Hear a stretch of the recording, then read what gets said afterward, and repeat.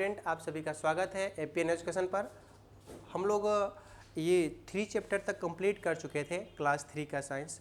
आपका यह 4 चैप्टर है और इसमें हम लोग पढ़ना है जंतु जीवन। एक अलग ही कहानी है जंतु जीवन, एनिमल लाइफ। जंतुओं से लाभ, यूजेज ऑफ एनिमल, क्या हमें लाभ होती है इसके बारे में हम लोग, जंतुओं से क्या लाभ होती है इसके बारे में हम लोग पढ़ेंगे। यानी पार्ट 1 में यह जो है वीडियो आपका पार्ट 1 है और इसके जो शेष बचे हुए हैं इस पार्ट के, तो हम लोग सेकेंड पार्ट में उसको देखेंगे। चलिए तो इसको स्टार्ट करते हैं। सबसे फर्स्ट में देखेंगे कि जैसे वनस्पतियों से हम लोग बहुत सारे लाभ लिए थे, बहुत सारे लाभ मतलब सीखे थे कि किस तरह से कौन कौन से पौधे वनस्पतियों से हम किस तरह से लाभ लेते हैं। तो उसी तरह से जंतुओं, भिन्न भिन्न प्रकार के जंतुओं से किस तरह से हम लाभ लेते हैं उससे, ये चीज़ को हम लोग इस अध्याय में सीखेंगे। पेड़ पौधे जंतु मनुष्य एक दूसरे पर निर्भर होते हैं, सभी एक दूसरे पर निर्भर होते हैं। अगर पेड़ पौधे अगर नहीं हो तो मनुष्य नहीं होगा, जीव जंतु नहीं होगा, जीव जंतु नहीं हो तो भी पेड़ पौधे की थोड़ी सी प्रभाव पड़ सकती है। तो इस तरह से कह सकते हैं कि दो एक दूसरे के सब पूरक हैं, यानी दूसरे पर डिपेंड हैं। आदि मानव के समय में जंतुओं की उपयोगिता के बारे में हम लोग जानते हैं कि किस तरह से उनके उपयोग मतलब प्राचीन काल में किस तरह से इनका उपयोग किया जाता था। ये शुरुआत से ही चलते आ रहे हैं। सबसे फर्स्ट में हम लोग ये देखे मतलब जानते हैं कि कुत्ता को सबसे फर्स्ट में पाला गया था, है ना। सबसे फर्स्ट में सबसे पहला जो है पालने वाला जो जानवर था वह कौन था? कुत्ता। और बाद में अनेकों प्रकार के जंतुओं को फिर हम लोग पालना चालू किया, यानी हमारे जो पूर्वज थे आदि मानव वे पालना चालू किए। सबसे पहले कुत्ते को पाले। इसके पीछे एक अगर कहें कि इसके पीछे क्या रीज़न था, तो रीज़न को थोड़ा सा हम लोग देखते हैं कि क्या रीज़न हो सकता है। तो सबसे पहले आदि मानव एक पहले तो खानाबदोश की तरह रहते थे, मतलब एक जगह मतलब गए, वहाँ पर जितने सारे फल फूल ये सब थे सब खा गए। जानवर को भी खाते थे तो जानवर सब खत्म हो गए, फिर वहाँ से उठकर दूसरी जगह चले जाते थे, फिर तीसरी जगह चले जाते थे। लेकिन जब उन्होंने कृषि के बारे में जाना समझा कि कृषि किया जा सकता है, तो उन्होंने उनके जो जीवन में ठहराव आया, यानी वे लोग अब एक जगह निवास करना चालू किए, खेती करना चालू किए। जब अन्न उत्पादन हुआ, उनके घर में सामान आया, तो वे भोजन संग्रह के रूप में रहे। और उसके बाद उन्होंने जब संग्रह करना चालू किया तो उनको डर था, किससे? जंतुओं से, कि और भी जंतु आनकर जो है यह खा न जाए या कोई ले न ले। यह डर को दूर करने के लिए उन्होंने एक सोचा कि कुछ ऐसा करते हैं कि जंतु को हम लोग पालते हैं। सबसे उपयुक्त उस समय कुत्ता लगा, क्योंकि कुत्ता जो है एक वफादार जंतु है और साथ साथ यह भौंकता है, जिससे लोग डरेंगे और आसपास जो है नहीं आएंगे। यानी जो उनका भोजन संग्रह रहता था, जहाँ पर वो भोजन संग्रह करके रखते थे, अपने सामानों को रखते थे, घर को जहाँ पर उनका रहता था, उनके घर को रखवाली करना कुत्ते का काम। यानी कुत्ते को उन्होंने सीखे कि हाँ, कुत्ते को पालने से हमें बहुत सारे लाभ हो सकता है। ठीक है, तो इस तरह से उन्होंने सबसे पहले कुत्ते को पाले, याद रखिएगा। चलिए हम लोग अब नेक्स्ट देखते हैं। नेक्स्ट में आपका है कि किस किस तरह से हम उपयोग कर सकते हैं जंतुओं का। तो देखिए हम लोग इसको 4 भाग में बांट दिए हैं। कृषि के लिए, है ना, कृषि में किस तरह से हम लोग उसका उपयोग कर सकते हैं। ऊन प्रदान करने वाले कुछ जंतु, चमड़ा प्रदान करने वाले कुछ जंतु, घरेलू जंतु, है ना। इन 4 भाग में बांटकर हम लोग उसकी उपयोगिता को सीखेंगे। चलिए सबसे फर्स्ट में हम आते हैं कृषि करने मतलब कृषि में उपयोगी जो जंतु है उसके बारे में। कृषि कार्य हेतु जंतु हमारे लिए बहुत लाभदायक होता है, जैसे बैल, घोड़ा, ऊंट, भैंस, ये सभी से हम लोग क्या करते हैं तो हल चलाते हैं या फिर और भी कृषि कार्य करते हैं। मतलब सामान ढोना हो या फिर कह सकते हैं कि बोझा ढोना, मतलब बहुत तरह के अनेकों काम करते हैं। जैसे धान के बारे में बात करते हैं तो बीज को अलग करने के लिए दवाही किया जाता था, है ना। दवाही का मतलब बहुत सारे बैलों को एक साथ गुद दिए और उसके बाद जो है उसको इस तरह से मतलब एक सर्कल से कंप्लीट करते थे, मतलब घुमाते थे, जिससे बीज जो है झड़ जाता था। अब तो वही काम जो है मशीन के द्वारा होता है, यानी ट्रैक्टर के द्वारा अब किया जाता है। तो खेत जोतने में सभी को प्रयोग पहले किए थी। इनका उपयोग पौधे से अनाज निकालने में भी बता रहे थे। गाँव में बैलों का उपयोग कोल्हू चलाकर बीजों से तेल निकालने में भी की जाती थी और ईख निकालने में भी इसका प्रयोग किया जाता है। आप देखे होंगे खास करके उत्तरी बिहार में इसकी इस्तेमाल की जाती है कि एक जगह बस के मतलब केतारी हम लोग उसको बोलते हैं, फिर ईख बोलते हैं, उसको मतलब डालते हैं और वहाँ से रस निकलता है, गोल गोल जो है इस तरह से चक्कर में बैल जो है घूमता है। और कुएं से पानी निकालने में भी इसका इस्तेमाल किया जाता था, जैसे रेहट जैसा चलता था। तो इन सभी में हम लोग इन जंतुओं का प्रयोग करते थे, ये सभी कृषि कार्य है। चलिए नेक्स्ट में हम लोग देखते हैं और ऊन प्रदान करने वाला जंतु यानी ऊल यील्डिंग एनिमल।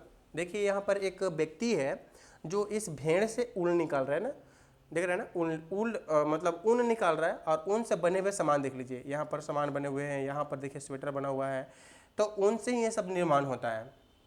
ऐसा कौन कौन से जंतु हैं? तो भेड़ हो गया, बकरी भी हो गया, जैसे पश्मीना बकरी से निकालते हैं, बकरी हो गया, आपका खरगोश हो गया। लेकिन ये सबसे कुछ कम उत्पादन होता है। सबसे अधिक उत्पादन जो होता है हमारा ऊन, वो होता है भेड़ से, ठीक है। और यह ऊन का उपयोग हम लोग कहाँ करते हैं? तो वस्त्र बनाने में करते हैं। भेड़ के शरीर के बालों का उतार कर उससे ऊन तैयार की जाती है। यह ऊन कहाँ, मतलब उनके जो बाल होते हैं वो पहले तो परंपरागत रूप से हाथ से, जैसे देख रहे हैं ना व्यक्ति काट रहा है, उस तरह से काट कर निकालता था। अब तो मशीन आ गया है, उसको डायरेक्ट जो है भेड़ के चारों तरफ से रगड़ देता है तो निकल जाता है। और भी अलग अलग तरह के आधुनिक मशीन आ गए हैं जिसे आसानी से ऊँट जो आपका भेड़ है इससे बाल जो है निकाला जा सकता है।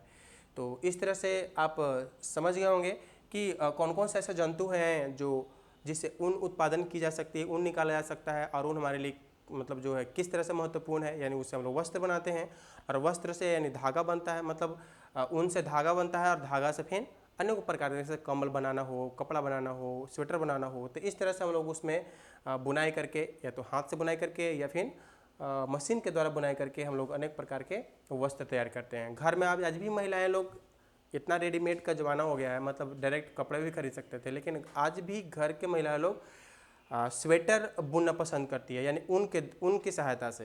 यानी ऊन की सहायता से देखे होंगे कि 2 डंडे उनके पास होते हैं और उनकी सहायता से वे स्वेटर बुनते हैं। तो आप सीख गए होंगे कि ऊन प्रदान करने वाले जंतु कौन है, किस तरह से उनका ऊन निकाला जाता है और किस तरह से ऊन से वस्त्र तैयार की जाती है। आइए हम लोग अब नेक्स्ट में देखते हैं, और यह है चमड़ा प्रदान करने वाला जंतु। कौन कौन से ऐसे जंतु है जो चमड़े प्रदान करते हैं, यानी चमड़े का उत्पादन करते हैं? तो देखिए चमड़े का उत्पादन एक्चुअली मृत जंतु से होता है, जो डेड एनिमल होते हैं उनसे हम उत्पादन करते हैं और उनकी खालों को निकाल कर और उनसे बनाए जाते हैं। जैसे हमारे अगर कह सकते हैं कि समाज में एक अलग से जाति है, उन्हीं के मतलब वो काम करने वाली जाति के नाम पर उनकी जाति का नाम पड़ गया। जैसे बोलते हैं हम लोग कि चमड़ा का उत्पादन या चमड़ा निकालना, या जो गांव में अगर कोई जानवर मर जाता है तो हमारे गांव के आसपास यानी हमारे समाज में कह सकते हैं कि चमार जाति के लोग होते हैं जो चमड़े को निकालते हैं। लेकिन अब यह प्रथा ख़त्म हो गया और अब यह धीरे धीरे जो है एक इंडस्ट्रियलाइज हो गया, मतलब कह सकते हैं कि औद्योगिकरण उसका हो गया। अब ऐसा नहीं है कि उन जाति के लोग ही अभी भी वो काम करते हैं, अब वो सब बात नहीं है, बस करते थे, अब वैसा नहीं है। अब देखिए कोई भी काम देखिए, जैसे नाई का काम हो, बाल बनाना हो, देखिए ज़रूरी थोड़ी है कि उस वर्ग के लोग ही वह काम करते हैं, कोई भी वर्ग के लोग कर सकता है कि नहीं? तो पहले इस तरह की होती थी कि एक खास वर्ग के लोग ही उस काम को करते थे। अब हम लोग देखेंगे कि जो चमड़ा होता है वह उससे किस प्रकार से वस्त्र बनाए जाते हैं, यानी कौन कौन से वस्त्र बनाए जा सकते हैं। तो देखिए यहाँ पर टोपी है, यहाँ पर शूज है, यहाँ पर आपका बेल्ट है, दस्ताना है, स्वेटर है, ये सभी चमड़े से बने जो है ये सब उत्पाद है, चमड़े से ही बनते हैं और बहुत ही सुंदर लगते हैं, आकर्षित लगते हैं और टिकाऊ भी होते हैं। लेकिन यही बात है कि मतलब आप उसको पानी के संपर्क में नहीं लाइए, तब तक वो ठीक रहता है। पानी के संपर्क में आने के बाद वो ख़राब भी होने की जो है चांसेस होती है, ख़राब भी हो सकता है। और किससे ये सभी प्राप्त होते हैं? तो देखिए यहाँ पर कुछ नोटेट कर दिए हैं बोल्ड अक्षर से, जिसको आप याद रख सकते हैं। शेर, चीता, सांप, गेंडा, ये सभी जो है इनसे बाल, मतलब इसके जो ऊपर जो खाल होते हैं उससे ये सभी चीज़ें तैयार की जाती है। बहुत सारे अनेकों प्रकार की वस्तुएं तैयार की जाती है। सबसे इम्पोर्टेंट तो शेर, चीता है। इनको चमड़े के लिए या और भी ऑर्गन्स प्राप्त करने के लिए, हड्डियाँ प्राप्त करने के लिए इनको मारना इतना उच्च स्तर पर हो गया था कि शेर और चीता बहुत ही ज़्यादा उनकी जनसंख्या घट गई जंगलों से, और उस पर सरकार प्रतिबंध लगा दी कि नहीं, आप ऐसा नहीं कर सकते हैं। शेर, चीते को या जो ऐसे जंतु हैं जिनकी संख्या कम है, आप उसको मार नहीं सकते हैं। तो हमारा उस पर वन नीति लगाई गई, और अभी भी मतलब लोग करते हैं, चुपके से करते हैं, क्योंकि इसके जो चमड़े होते हैं बहुत ही कीमती होते हैं, इसलिए ऐसा सरकार प्रतिबंधित की हुई है। बकरी, भैंस, भेड़, हिरन, मगरमच्छ, इन सभी को खाल से भी जो है अलग अलग तरह के वस्तुएं निकाली जाती है, जैसे बनाई जाती है। जैसे बैग हो गया, जैकेट हो गया, बेल्ट हो गया, दस्ताने, टोपी, जूते, सब जो दिख रहे हैं ना, ये सभी जो है इन्हीं यानी बकरी, भैंस, भेड़, हिरन, ये सब से निकाली जाती हैं। तो इस तरह से आप यह सीखें कि चमड़े से किस प्रकार के उत्पादन होते हैं। अब बोलिएगा कि सर चमड़े को अगर निकाल दिया जाए तो उस पर तो बाल होते हैं। देखिए, उसको शोधन होता है, उनके बाल को हटाया जाता है, उनको अलग अलग तरह से प्रसंस्करण की जाती है, उन्हें तैयार की जाती है कि कैसे उसको कपड़े के रूप देकर उसको सिलाई की जा सके। तो एक बहुत ही अच्छा एक उद्योग है इसका, सबसे अधिक बड़ा उद्योग कह सकते हैं कि कानपुर में है, चमड़ा उद्योग बहुत ही फेमस है। चलिए अब हम लोग नेक्स्ट में देखते हैं, और यह है आपका कुछ घरेलू जंतु, यूजेज ऑफ डोमेस्टिक एनिमल। घरेलू जंतु किसको बोलते हैं? तो देखिए, घरेलू जंतु जो होता है, जिसको हम लोग डोमेस्टिक एनिमल बोलते हैं, ऐसे जंतु जो घरों के पास में रहते हैं या मतलब घर के लिए उनको पाला जाता है। अब मतलब या तो मनोरंजन करने के लिए या फिर कृषि कार्य करने के लिए, उनको हम लोग डोमेस्टिक एनिमल बोलते हैं। और उनका उपयोग हम लोग किस किस तरह से करते हैं? तो भोजन के लिए कर सकते हैं, मांस के लिए कर सकते हैं, बोझा ढोने वाले जंतु के लिए कर सकते हैं, और कुछ ऐसे जंतु होते हैं जो अन्य मतलब उससे और अन्य प्रकार से हम लोग लाभ ले सकते हैं। तो इन अलग अलग प्रकार से उसकी उपयोगिता के कारण हम लोग अलग अलग बांट दिए हैं। सबसे पहले हम लोग देखेंगे कि ऐसे कौन कौन से जंतु हैं जो हमें भोजन प्रदान कर सकता है। तो देखिए, यहाँ पर आप देख सकते हैं, यहाँ पर देखिए, यह गाय है, भैंस है ना, यहाँ पर भैंस है, यहाँ पर गाय है, और इससे बने हुए उत्पाद देखिए, दूध, बटर, यहाँ पर है ना, यहाँ पर दूध ही है, और यहाँ पर या फिर कह सकते हैं कि दही है, यहाँ पर देखिए पनीर है। इस तरह से अनेकों प्रकार के जो है उत्पाद बनाए जाते हैं, बहुत तरह की मिष्ठान जो है बनाई जाती है इनके दूध से। तो हम लोग देखेंगे कि कौन कौन से ऐसे जंतु हैं जो हमें दूध प्रदान करती है, हमें दूध देती है। गाय, बकरी, भैंस, ये सब जो है मुख्य जंतु जो दूध देने वाले हैं, ये मुख्य जंतु है। ऐसे ऊँट भी दूध देती है, और ऊँट का दूध भी उपयोगी होता है, उससे भी अनेक प्रकार के उत्पाद बनते हैं। लेकिन हम लोग यहाँ यानी कह सकते हैं बिहार में, यूपी में, हरियाणा में अधिकतर गाय और भैंस से ही दूध निकाली जाती है। कुछ कुछ क्षेत्रों में जहाँ पर इसकी अधिकता होती है, प्रचुरता होती है, तो एक गाय के है ना ऑप्शन में विकल्प के रूप में जो है ऊँट को देखा जाता है। दूध का उपयोग अनेक प्रकार के पदार्थ में की जाती है, अभी बताएं हम आपको। और कह सकते हैं कि जो भैंस होती है वो गाय के अपेक्षा अधिक दूध देती है। अब ऐसा नहीं है कि सर्वथा यह सत्य है, कुछ कुछ ऐसे नस्ल के गाय भी होती है जो बहुत बढ़िया दूध देती है, बहुत अधिक दूध देती है। दूध से मक्खन, घी, पनीर, दही, आइसक्रीम है ना, और जो मिल्क पाउडर होता है वह बनाया जाता है, और अनेक प्रकार की मिठाई भी बनाई जाती है। चलिए अब हम लोग नेक्स्ट में देखते हैं, और वह है आपका मांस। कुछ ऐसे जंतु होते हैं जो हमें मांस जो है प्रदान करते हैं, मांस उपलब्ध कराते हैं। जैसे बकरी हो गया है ना, और ये आपका मुर्गा हो गया या मुर्गी कह सकते हैं, इनसे हमें मांस मिलता है। जो मांसाहारी व्यक्ति है, मांसाहारी जो जंतु है, वो इसका उपयोग कर सकते हैं मांस के रूप में, भोजन के रूप में। बकरी, भेड़, भैंस और सूअर का उपयोग जो है मांस, भेड़ का भी है ना, भेड़ का भी मांस जो है बहुत इंपॉर्टेंट होता है। तो बकरी, भेड़, भैंस और सूअर जो होता है, इन सभी का मांस हमारे लिए उपयोगी होता है, हम लोग उसका उपयोग करते हैं मांस के लिए।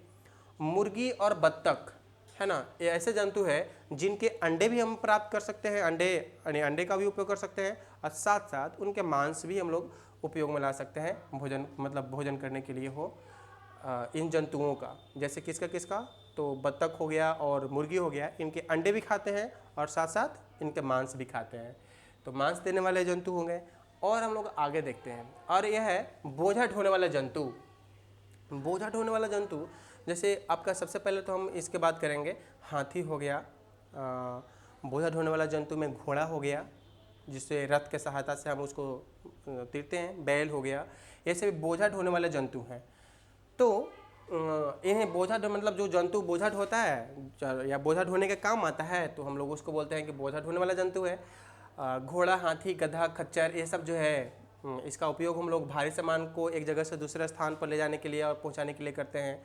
हाथी का उपयोग हम लोग बड़े बड़े जंगलों में जो डंठल होते हैं, नहीं कह सकते हैं, लकड़ी के जो बड़े बड़े टुकड़े होते हैं उसको ढोने में इसका इस्तेमाल हम लोग करते हैं, हाथी का इस्तेमाल करते हैं। चलिए, अब तो उसका स्थान जो है, सभी जंतुओं का स्थान अब तो मशीन ले लिया है, गाड़ी ले ली है, उस पर आप कितनों सामानों को ढो सकते हैं, ला सकते हैं, उतार सकते हैं। ऊँट देख लीजिए, ऊँट भी, इसे तो खैर रेगिस्तान का जहाज भी कहा जाता है, यानी शिप ऑफ द डेजर्ट भी कहते हैं हम लोग। यह रेगिस्तान में खास करके उपयोगी होता है, रेगिस्तान के लिए। इसके जो शरीर का बनावट होता है वह एक अलग तरह से होता है। उनकी खूर, उनकी कुबड़, उनकी जो पेट, ये सभी एक विशेष प्रकार से बने होते हैं। जैसे कहा जाता है कि कुबड़ जो उनके होते हैं, इनमें वसा को संग्रहित रखता है। आवश्यकता पड़ने पर यही वसा का उपयोग जो है वो जिंदा रहने के लिए करता है। इनके अंदर पानी संचित रखने की क्षमता ज़्यादा होता है और पानी को ये बहुत ही कम मात्रा में यूज करते हैं, बहुत ही कम मात्रा में उपयोग करते हैं। बहुत अधिक दिनों तक बिना पानी पिए भी जिंदा रह सकते हैं। उनकी खोर की उपयोगिता देखिएगा तो खोर इनके गद्देदार होते हैं जो बालू में नहीं धंसते हैं। तो इस तरह से इनकी इतनी सारी खासियत होने के कारण हम लोग इसको रेगिस्तान का जहाज कहते हैं। ठीक है, और गर्म रेत पर आसानी से यह चल सकता है और बिना पानी भी बहुत दूर तक, बहुत दिनों तक भी रह सकता है और बहुत लंबी दूरी तय कर सकता है। बैलों और घोड़ों का भी वो भी गाड़ी खींचने के लिए हम लोग करते हैं। जैसे देखिए, नेक्स्ट है आपका घोड़ा और बैल। यहाँ देख लीजिए, ये दोनों का उपयोग हम लोग रथ और एक तांगा के लिए किए हैं। इसको हम लोग इससे हम लोग सामान ढोते हैं बैल की सहायता से। और यह देखिए तांगा है, जिससे यह व्यक्ति इस पर सवारी है ना, व्यक्तियों को बैठाकर एक जगह एक स्थान से दूसरे स्थान ले जाता है, यानी सवारी करवाता है। और रथ भी कह सकते हैं कि पहले ज़माने में जो लड़ाई होती थी या फिर एक जगह से दूसरी जगह जाना होता था, तो रथ का उपयोग हम लोग उपयोग करते थे। या रथ का कौन खींचता था, तो रथ को या घोड़ा खींचता था। तो हम लोग इस तरह से हम लोग देख लिए कि कैसे जो है घोड़ा, बैल, हाथी है ना, और ऊँट हमें बोझा ढोने में सहायता करते हैं, सहायक होते हैं। और एक और है आपका जंतु, वह है खच्चर, जिसको हम लोग गधा भी कर सकते हैं, गधा। यानी गधा जो होता है वह कौन पालता है, तो धोबी पालता है अपने कपड़े को एक जगह से दूसरी जगह ले जाने के लिए, ले आने के लिए। चलिए, तो हम लोग देख लिए जंतुओं से होने वाले अन्य लाभ, ये आपका लास्ट पॉइंट है। और इसमें लोग देखेंगे कि और कौन कौन से ऐसे पदार्थ हैं जो हम ऐसे कौन कौन से जंतु है जो और अलग अलग तरह के जो है हम उसका उपयोग कर सकते हैं। जैसे गाय, बैल, भैंस, इनके जो खूर होते हैं, इनके जो सींग होते हैं, इनके जो कंधे है ना, इनसे आभूषण और सजावट के सामान भी बनाए जाते हैं। आप देखे भी होंगे, इनके खूर और सींग से बने हुए आकर्षित होते हैं, बहुत ही आकर्षक जो सामान बनाए जाते हैं। बालों का उपयोग है ना, इन जंतुओं के बालों का उपयोग भी हम लोग करते हैं ऊनी कपड़े के लिए और ब्रश बनाने के लिए, है ना। देखिए यहाँ पर ब्रश जो बनाया जाता है वह कहा जाता है कि जानवर के बाल ही होते हैं जो कड़े कड़े होते हैं। जंतुओं को गोबर का उपयोग हम लोग खाद और गैस बनाने के लिए भी करते हैं। जैसे गोबर गैस में हम लोग उसका इस्तेमाल करते हैं और उसी गैस से क्या करते हैं, तो खाना बनता है। या फिर गोबर का उपयोग उपला बनाकर हम लोग ईंधन के रूप में भी हम लोग करते हैं। ठीक है, तो इस तरह से हम लोग, यह पार्ट आपका कंप्लीट हो गया। यानी फर्स्ट चैप्टर जो है, मतलब इस चैप्टर का फर्स्ट पार्ट आपका कंप्लीट हो गया और सेकंड पार्ट को हम लोग नेक्स्ट वीडियो में हम लोग देखेंगे। तो उम्मीद करते हैं कि बहुत अच्छी तरह से आपको समझ में आया होगा। बहुत बहुत धन्यवाद। Thank you so much.